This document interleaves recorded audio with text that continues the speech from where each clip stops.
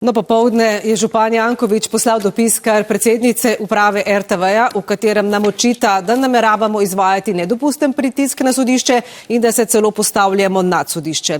Dopis razumemo kot poskus pritiska na uredništvo. Naj povem, da mediji ne tehtamo dokazov in ne razsojamo.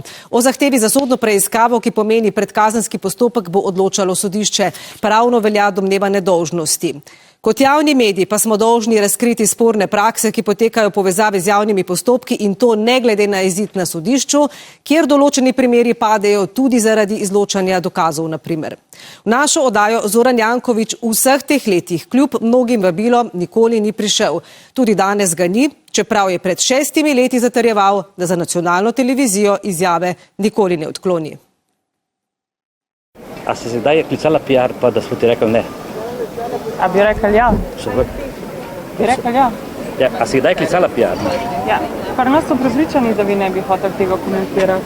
Mislim, mene veseli, da se... Kaj so tvoji prepričani, ne, veš, tam vpraših, ne, kdaj so klicali, evo, sem je tudi zdrav, ne, kdaj so klicali, da smo rekli ne, nacionalki, sam ne povem eno stvar. Ne, to pa res. Eno stvar. To pa res. Ampak, veš, zakaj to mislite, ne? Zato, ker imate slabe namene.